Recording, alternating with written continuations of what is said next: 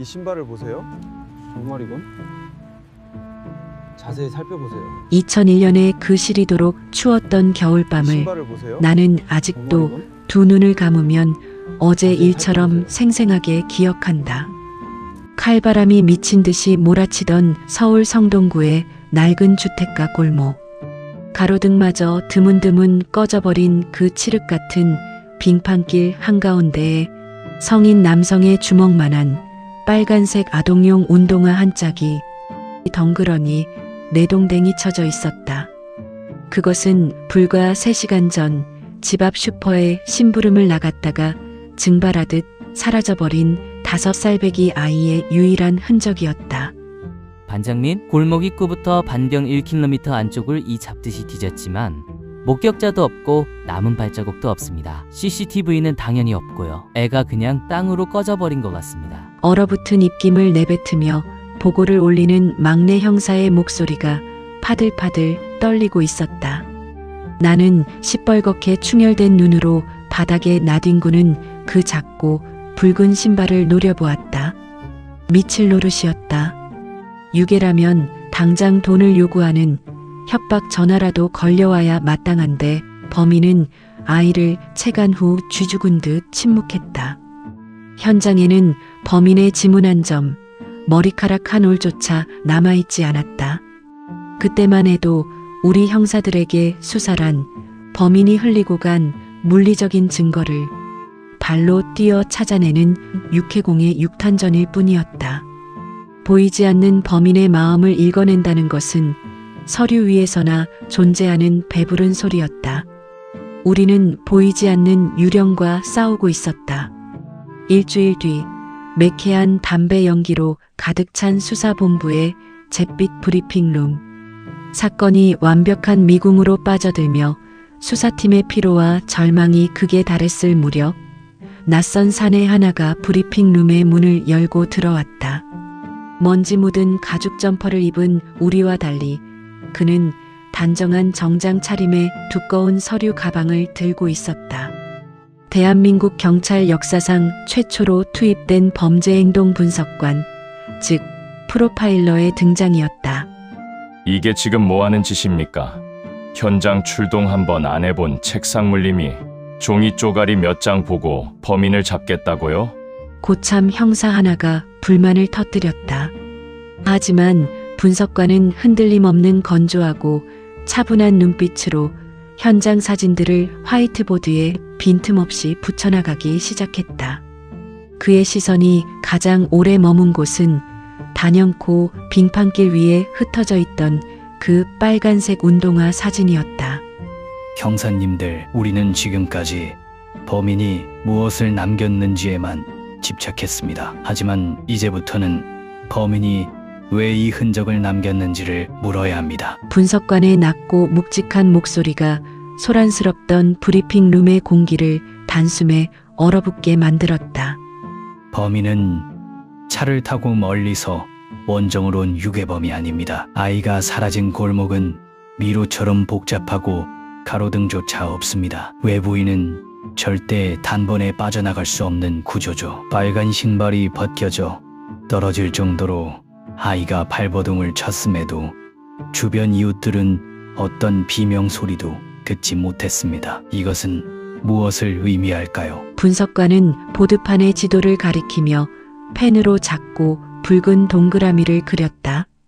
범인은 아이를 납치해 차에 태운 것이 아닙니다. 아이의 입을 틀어막고 도보로 이동해도 누구의 눈에 띄지 않을 만큼 가까운 곳, 바로 이 골목 안. 슬리퍼를 끌고 나와도 전혀 이상하지 않을 반경 500m 이내에 사는 동네 주민입니다. 그는 지금 형사님들이 헛발질하며 동네를 헤집고 다니는 모습을 자신의 방 창문 너머로 여유롭게 지켜보고 있을 겁니다. 그 순간 내 척추를 타고 시퍼런 소름이 쫙 돋아올랐다. 현장의 물리적 증거가 아닌 범인의 범행 동선과 심리적 안전구역을 역추적하여 용의자의 테두리를 단숨에 압축해버린 기막힌 추리. 어제까지만 해도 그 캄캄한 골목은 범인이 남긴 단서 하나 없는 막막한 절망의 벽이었다. 하지만 이제 달랐다. 분석관의 말대로라면 저 수많은 낡은 창문 뒤에서 한 짐승 같은 사내가 숨을 죽인 채 우리를 내려다보고 있을 것이다. 자신이 완벽하게 승리했다고 믿고 있을 그 오만한 살인마와 그의 심연을 꿰뚫어 보기 시작한 형사의 시선이 캄캄한 허공에서 소리 없이 부딪히고 있었다.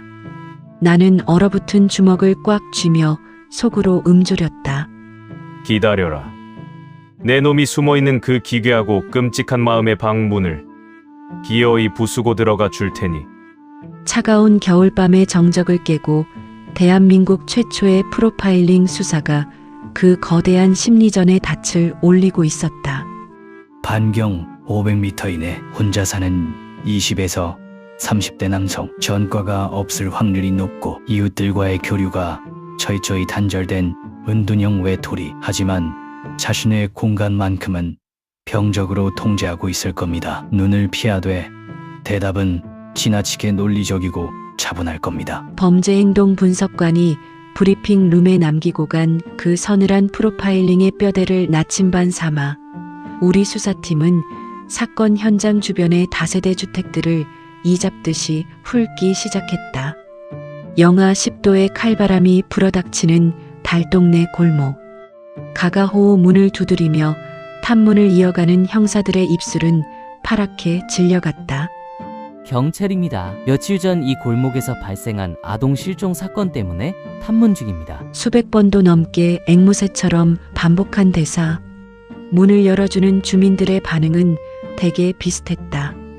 겁에 질려 말을 더듬거나 귀찮은 듯 인상을 찌푸리거나 형사라는 말에 지레 겁을 먹고 허둥대거나. 그것이 평범한 인간들이 경찰을 마주했을 때 보이는 지극히 자연스러운 동요였다. 사흘째 되던 날 오후, 나는 골목 끝자락에 위치한 허름하고 햇빛조차 제대로 들지 않는 반지하 단칸방의 녹슨 철문을 두드렸다. 똑똑똑. 안에서는 텔레비전 소리도 인기척도 들리지 않았다.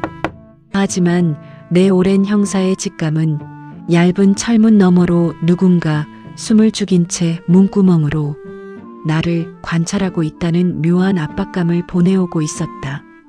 경찰입니다. 계신 거 아니까 문 좀 열어보시죠. 내가 문고리를 거칠게 쥐고 한 번 더 흔들자 그제야 철컥 하는 건조한 마찰음과 함께 철문이 반뼘쯤 열렸다. 문틈 사이로 얼굴을 내민 것은 까치집을 한 더벅머리에 늘어난 회색 추리닝을 입은 30대 초반의 사내였다.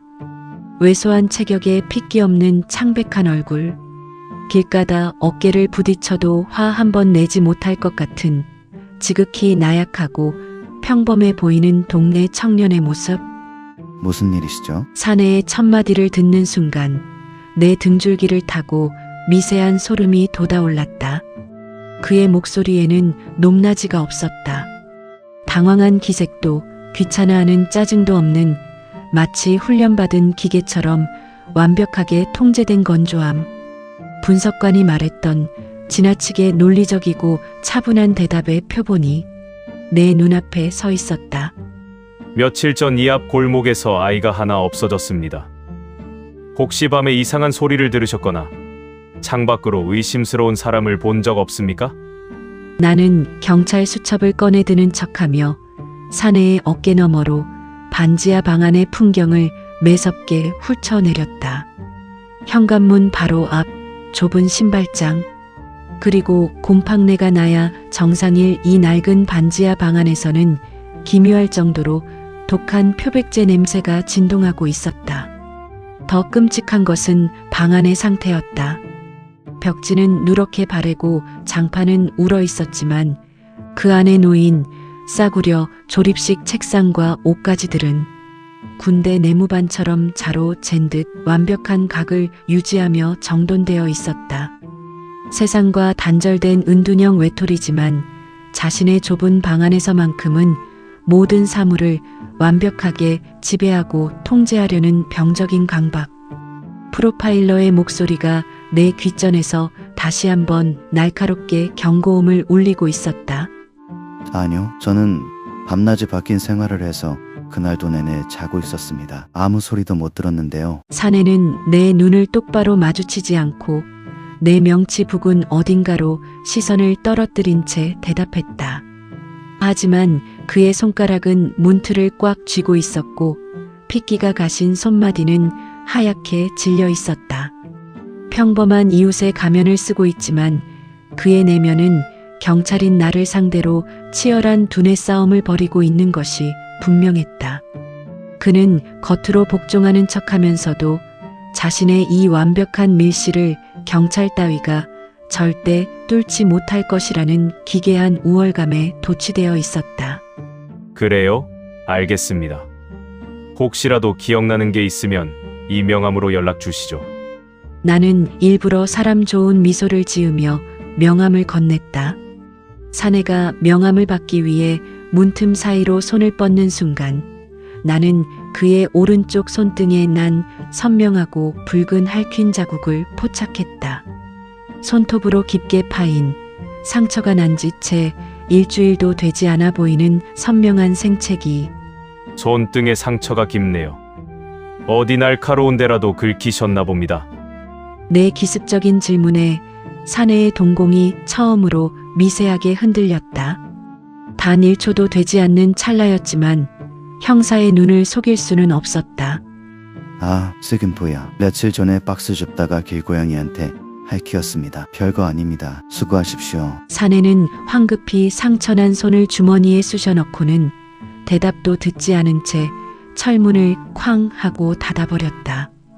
굳게 닫힌 낡은 철문 앞에 선 나는 주머니 속에서 주먹을 꽉 쥐었다. 길고양이, 천만에.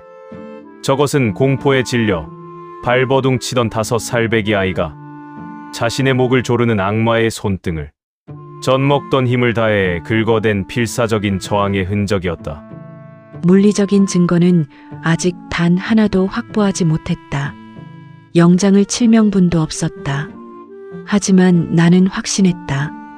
지금 저 문 너머의 좁고 숨막히는 방 안에는 자신이 저지른 완벽한 범죄가 들통날지도 모른다는 공포와 경찰을 속여넘겼다는 오만한 쾌감이 뒤섞인 채 가쁜 숨을 몰아쉬고 있는 괴물 하나가 도사리고 있다는 것을.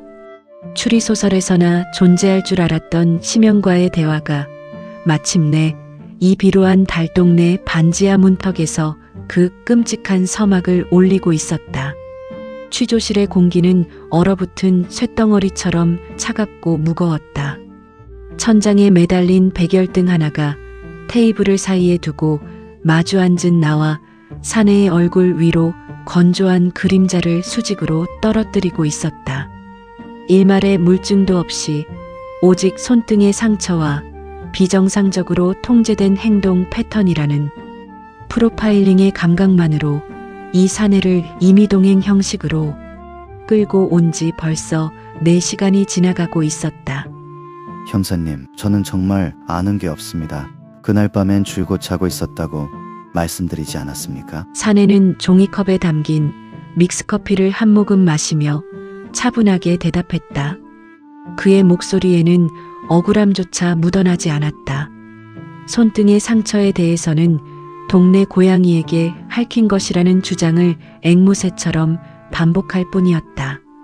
매직미러 너머의 관찰실에서는 범죄행동 분석관이 이놈의 일거수일투족을 해부하듯 지켜보고 있을 것이다.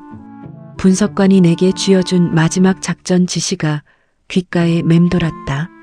저놈은 완벽주의 성향을 다진 통제광입니다. 자신이 경찰을 상대로 완벽한 게임을 하고 있다고 믿고 있죠. 범죄를 추궁하지 마십시오. 저놈의 자존심과 완벽성을 철저하게 짓밟고 조롱하십시오. 자신의 범행이 하찮고 우스꽝스러운 짓으로 전락하는 순간 저놈의 가면은 반드시 깨집니다. 나는 형사의 무기인 윽박지름과 책상을 내리치는 위협을 거두었다. 대신 등받이에 깊숙이 몸을 기대고 입가에 비릿한 조소를 머금었다. 그래, 고양이. 뭐 그렇다 칩시다. 사실 우리가 당신을 부른 건 당신이 범인이라서가 아니야. 그냥 이 동네 사는 사람들을 다 한 번씩 찔러보는 중이지. 내 건조한 말투에 사내의 미간이 아주 미세하게 꿈틀거렸다. 나는 책상 위에 올려진 서류철을 툭툭 치며 말을 이었다. 우리가 볼 때 이 사건의 범인은 아주 멍청하고 우발적인 아마추어거든. 머리가 나쁘니까 동네 한복판에서, 그것도 자기가 사는 동네에서 납치를 하는 촌극을 벌인 거지. 게다가 애 신발 한 짝을 길바닥에 질질 흘리고 다니는 꼴이라니. 보나마나 어디서 무시나 당하고 사는 지질하고 겁 많은 등신 새끼일 게 뻔해. 안 그렇습니까? 순간 사내의 숨소리가 미세하게 거칠어졌다. 테이블 위로 가지런히 모아두었던 그의 두 손이 서서히 주먹을 쥐어가는 것이 보였다. 하얗게 질린 손가락 관절 위로 붉은 할퀸 자국이 핏발처럼 도드라졌다. 자기가 무슨 대단한 완전 범죄라도 저지른 줄 알겠지만 우리가 보기엔 그냥 근적 관리도 못하는 하수 중의 하수거든. 그 빨간 운동화, 그거 범인이 질질 끌고 가다가 빙판길에 미끄러지면서 흘린 게 뻔해. 겁먹어서 덜덜 떨며 도망치느라 죽을 생각도 못했겠지. 등신같이. 아닙니다. 사내의 입에서 처음으로 억양이 들어간 목소리가 튀어나왔다. 차갑게 가라앉아 있던 그의 동공이 일순간 시뻘겋게 달아오르며 나를 향해 맹렬한 저기를 뿜어냈다. 뭐가 아닙니까? 나는 짐짓 아무것도 모르는 척 반문하며 덫을 더 깊게 파고들었다. 미끄러져서 흘린 게 아니라고요. 그딴 멍청한 실수가 아닙니다. 애가 발버둥을 치다가 자기 발로 전봇대 모서리에 차버린 겁니다. 빙판길에 미끄러진 적은 없습니다. 그 순간 팽팽하게 당겨져 있던 취조실의 공기가 탁 하고 끊어지는 소리가 내 귓전을 때렸다. 사내는 자신이 방금 무슨 말을 내뱉었는지 깨닫고 황급히 입을 다물며 두 눈을 질끈 감았다. 하지만 엎질러진 물이었다. 빨간 운동화가 떨어져 있던 위치 근처에 전봇대가 있었다는 사실. 그리고 신발이 허술하게 흘려진 것이 아니라 아이가 발버둥 치며 의도적으로 차버렸다는 구체적인 정황. 이것은 현장 사진에도 언론 보도에도 나간 적 없는, 오직 아이를 품에 안고 그 골목을 지나간 범인만이 알 수 있는 시각적 디테일이었다.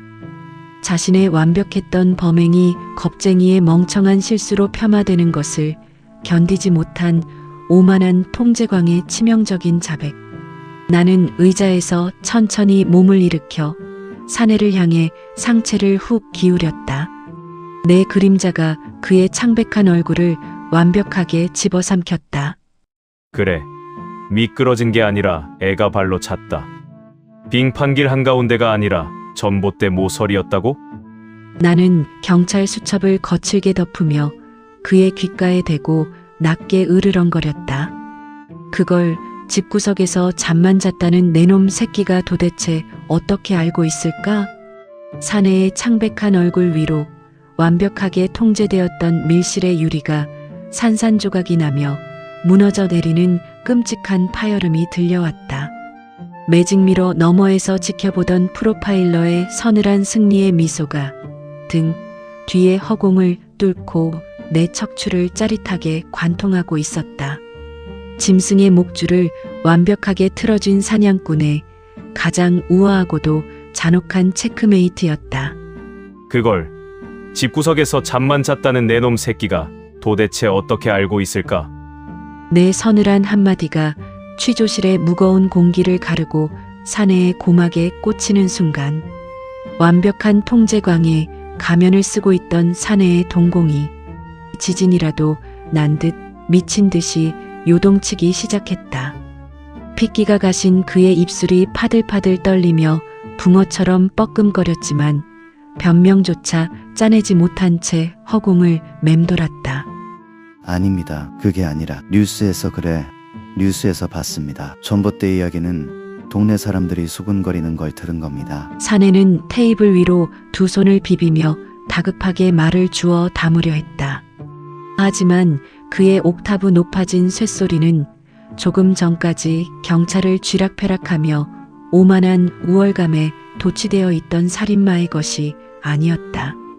그것은 자신이 파놓은 무덤에 스스로 걸어 들어가 문을 잠가버린 세상에서 가장 멍청하고 비루한 겁쟁이의 단말마에 불과했다. 나는 의자에서 몸을 일으켜 허리춤에 차고 있던 은빛 수갑을 꺼내 테이블 위로 툭 던졌다.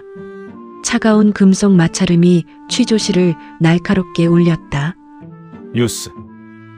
언론에는 아이 신발 사진 한 장 나간 적 없어. 전봇대는커녕 빙판길이라는 단어조차 보도 통제 중이었거든. 너는 지금 내 주둥이로 내가 범인이라는 걸 세상에 가장 완벽하게 증명한 거야. 나는 테이블을 돌아가 덜덜 떠는 사내의 멱살을 거칠게 틀어쥐고 벽으로 밀어붙였다.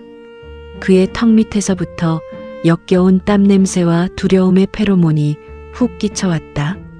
내 놈의 그 잘난 완벽한 통제는 끝났어. 이제부터 내 놈의 시간, 내 놈의 숨통, 내 놈의 얄팍한 목숨줄은 전부 내가 통제한다. 찰컥 찰칵. 사내의 앙상한 두 손목에 수갑이 채워지는 서늘하고도 경쾌한 파열음. 그 소리와 함께 사내의 다리에서 힘이 풀리며 바닥으로 속절없이 무너져 내렸다. 그는 소리내어 울지도 못하고 짐승처럼 컥컥대며 숨을 헐떡일 뿐이었다. 괴물. 우리는 며칠 밤낮을 이 짐승만도 못한 연쇄 살인마를 쫓으며 그가 얼마나 거대하고 잔혹한 악마일지 상상하며 몸서리쳤다. 하지만 내 발밑에 무릎을 꿇고 있는 이 사내의 정체는 너무나도 초라했다. 사회에서 철저하게 소외되고 무시당하던 열등감을 자신보다 한없이 약한 어린아이를 지배함으로써 보상받으려 했던 찌질하고 나약한 패배자. 그것이 이 끔찍한 밀실 살인마의 진짜 민낯이었다. 취조실 문이 열리고 매직미러 너머에서 모든 상황을 지켜보고 있던 범죄행동 분석관이 조용히 걸어 들어왔다. 수고하셨습니다, 반장님. 분석관은 바닥에 엎드린 사내를 쓰레기 보듯 한번 내려다보고는 내게 짧은 목례를 건넸다. 나는 거친 숨을 고르며 그를 마주 보았다. 몇 시간 뒤 감식반은 사내의 그 완벽하게 각 잡힌 반지하방, 굳게 닫힌 옷장 깊숙한 곳에서 5살배기 아이의 가방과 옷가지를 찾아냈다. 사내는 범행 일체를 자백했다. 물리적인 증거 하나 남기지 않았던 그의 완벽한 범죄는 프로파일러가 던진 심리적 덕과 형사가 파고든 오만함의 균열 앞에서 허무하게 산산조각이 났다. 그날 밤 나는 설을 나서며 차가운 겨울 공기를 폐부 깊숙이 들이마셨다. 대한민국 범죄 수사사의 판도가 영원히 뒤바뀌는 밤이었다. 우리는 더 이상 눈에 보이는 발자국과 핏자국만을 쫓는 사냥개가 아니었다. 우리는 보이지 않는 악의 마음을 읽고 그들의 기괴한 심연 속으로 직접 걸어 들어가 기어이 목줄을 끌어내는 심연의 사냥꾼으로 다시 태어났다. 하나의 사건은 끝났지만 형사 시리즈는 이제 막 서막을 올렸을 뿐이다.